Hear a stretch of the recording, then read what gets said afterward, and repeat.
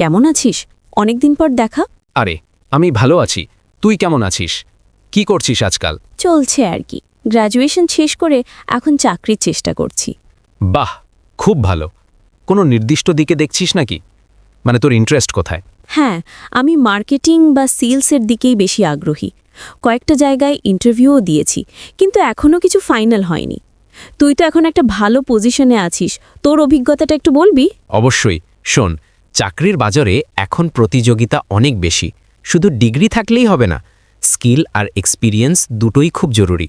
ঠিক বলেছিস, কিন্তু ফ্রেশার হিসেবে অভিজ্ঞতা পাবো কোথায়? প্রথমে ছোট কোনো কোম্পানিতে ইন্টার্নশিপ করে নিতে পারিস। এতে কাজে হাত পাকবে এবং সিভিতেও একটা ভালো পয়েন্ট যোগ হবে। আর সব সময় লিঙ্কডইনে চোখ রাখবি। প্রফেশনাল নেটওয়ার্কিং খুব কাজে দেয়। খুব ভালো পরামর্শ দিলি তো। আমি অবশ্যই ইন্টার্নশিপের জন্য খোঁজ নেব। তোর কোম্পানিতে কোনো ওপেনিং আছে নাকি এখন?